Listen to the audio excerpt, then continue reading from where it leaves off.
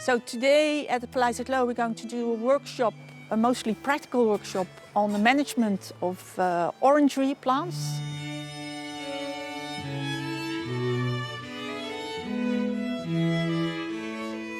Tomorrow we will go to Houselford, so a beautiful country house that has several greenhouses and also a citrus collection. So we bring gardeners from all over Europe together and learn about how to take care of this group of plants that are very difficult to keep. Good morning everybody. I'd like to welcome you here in Het Loo. My name is Jens Spanja. I am the board of the Schloss Dick Foundation in Germany, and we are really happy to be here in Het Loo. And this is a picture 1690, how it looked like when the palace was made. So you have the main building, we have a lower garden, an upper garden. We have a special link with oranges and with citrus fruits.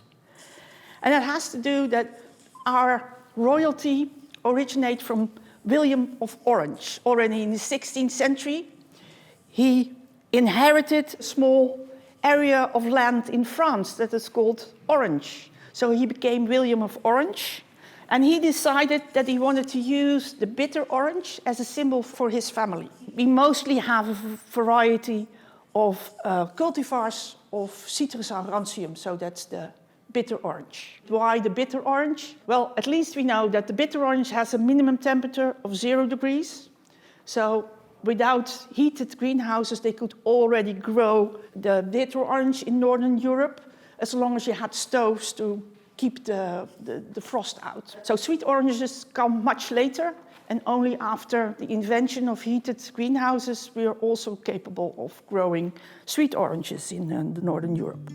So this morning I was asked at Het Loo to give a presentation, and I thought I will talk about yellowing trees and the problems you have with trees, different soil types, the aspect of understock. But even in all the collection of the several collections I'm looking after, I'm on a continent based confronted with problems, and yellow leaves is one of those main problems. And here I took 2 plants of my own collection, and you see this one don't look happy enough for me.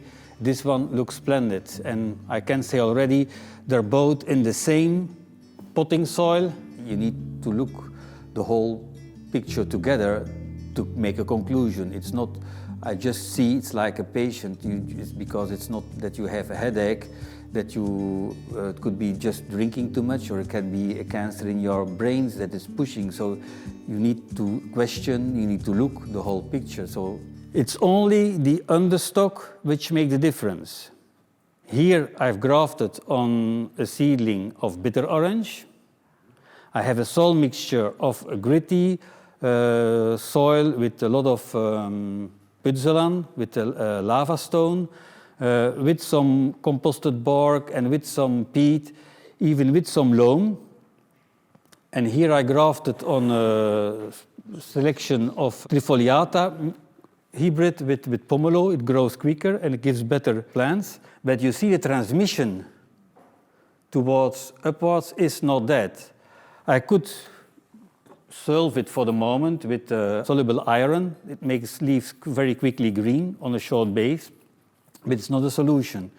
Here I found out that there is a problem of soil, and that trifoliata and trifoliata hybrids need much more loam in the soil, and even a clay soil, a well-draining clay soil, to solve this problem. The most important factor of the soil is that it doesn't retain too much water. So almost everything you do with soil mixtures all has to do with making sure that you won't have standing water in your pot, because if there's one thing citrus can't stand is wet roots. They will have roots rotting and everything.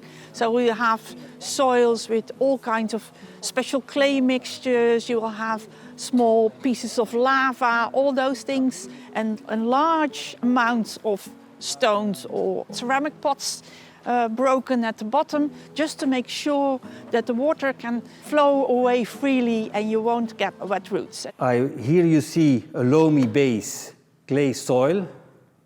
This is the pure clay soil I took off my garden, I think 2 days ago. And it means working soil if you want to do it in an ecological way, it's a long-term base. So what I do is a little bit like over in Schönbrunn, where I bring all my cut-off leaves from hornbeam and especially beech hedges. I shredded them, and then we use the chipped wood between shrubs. And over there on the soil, for years, the shredded leaves are composted. After 3 or 4 years, you have that good composted mixture. If I would try to make this in 1 or 2 hours using composted leaves in this heavy soil without any bacteria and natural nutrients, it wouldn't work, I think. So Martin starts in April with making graftings on the rootstocks. You need warm weather, but you can start in April, and well, you can continue during the summer. And if it's closed or collided, before the winter, then that's the best chance on success. For a demonstration, we are not using citrus now, but an apple, a branch, and a young pear. You put some pressure on the knife, and then the skin is put aside a little bit. Got a question, why are you cutting the leaves? To reduce the evaporation of the leaves. So it depends a little bit on the variety. Yeah, small-leaved citruses prefer to be grafted without any leaves. The next stage is to reduce evaporation and to create a kind of microclimate. So you have this little balloon on top of the young tree. You put this wet stuff underneath, and I think you control it then from time to time. Every week they are opened and controlled. It takes about 14 days, and then you can see if it's a success, and then sometimes it even starts to sprout again.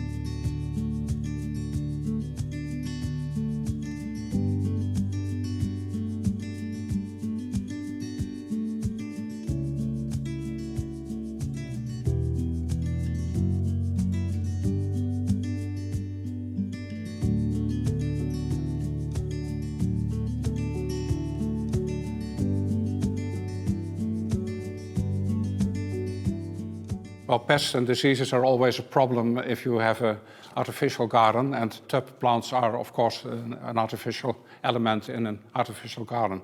The 20th century saw a rapid development of chemical products to fight all kinds of diseases, like arsenicum, all kinds of oils, and the poultry of copper and lead. And so you saw all kinds of dangerous and very dangerous stuff, nicotine also. A few years later, a Dutch grower of vegetables, Mr. Jan Koppert, he discovered that you do not always need chemicals to fight insects.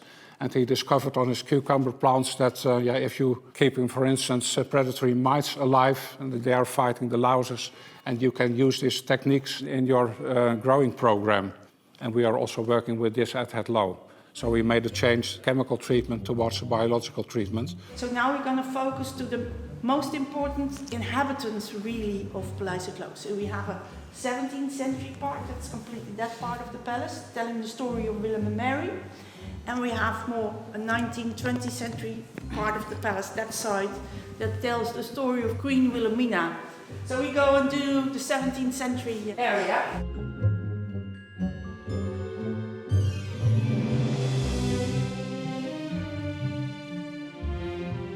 So meaning it really was what we call an exhibition room for very special, rare, exotic species just introduced into the Netherlands. So they called it the buitenzaal, so the exterior room, more or less. And it was really like so you can see all those plants more or less individually, because you were supposed to be able to really admire them from all sides. And one plant could already be a fortune.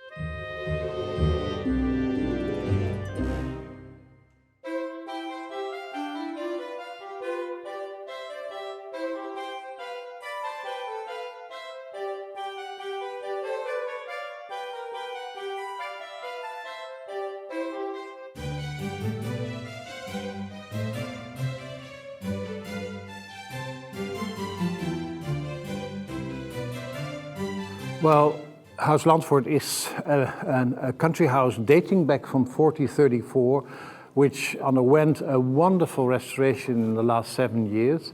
A privately owned house with a beautiful park, a kitchen garden and a wonderful art collection in the house, which is privately lived in, but as a target of the foundation, we are looking how far we can go is in living and sharing this place with visitors and people who are interested in.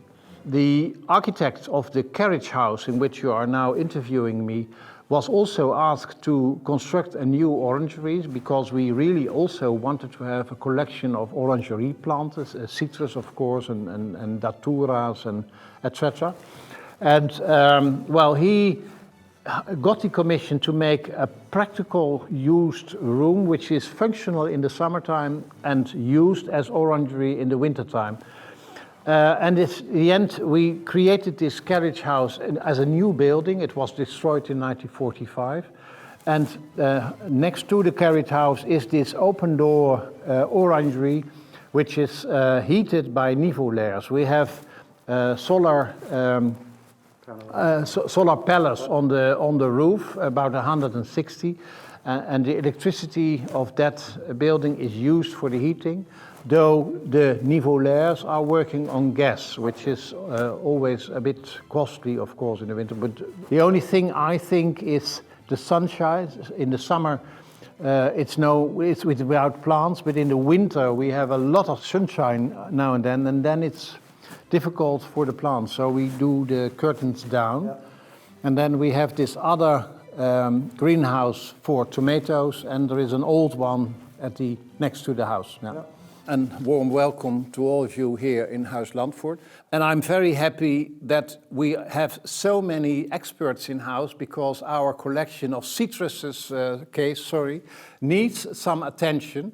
Besides castles and estates, we do recognize 3 different types: castles, country houses and estates. They have all different bases in history. But the country houses really derives from the property of the wealth of the 17th century merchants from Amsterdam. Actually, they gave this whole country house world in the Netherlands a huge impulse. In England, the principle was the more land you had, the bigger the house. But this was a principle we don't know in the Netherlands at all. We might have had 6,000 to 7,000 of these houses, of which only 550 survived. And ground was always more pleasure ground than something else. On the right side you see the kitchen garden. I'm working with a rotation plan. So the cabbages, for example, we don't plant them every year on the same spot. So the vegetable garden, every year I make a new plant. I think in October, November we will start removing all the plants. We take seeds of the annual plants. We sow them ourselves in the orangery. Okay. It's heated, so I can start sowing in, I think in February I start with the peas. Yes, if you see the map after lunch or with lunch, there is a little hill, not like this, but just a small little hill. Right. And our ancestors in the 17th and 18th century, with great pleasure, went up on a little hill to oversee their land. And sometimes they created a gazebo on it, and then they drank tea from here. The house is divided in actually 4 departments. We have a representative part in left on the ground floor, 4 rooms. Our private apartment is the 2nd floor where Wim and I live.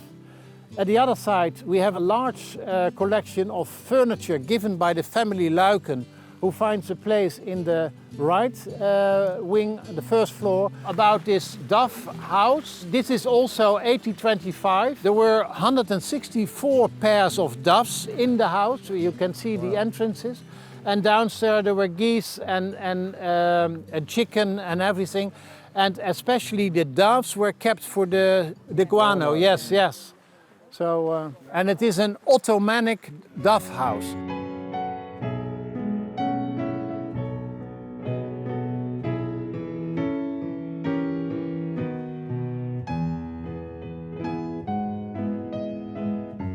I think in the historic feeding of plants there is quite a difference or changing following literature. Historically, it was done by cow dung or sheep dung, which was composted. And nowadays, I try to optimize with more composted leaf mold and or chemical feeding if the property don't has a big or massive compost heap. Asian plants are very sensible to salts, like rhododendrons, ericacea. They're all really sensible to it. So they need a lot of nitrogen. The N from nitrogen, it's make the plant green.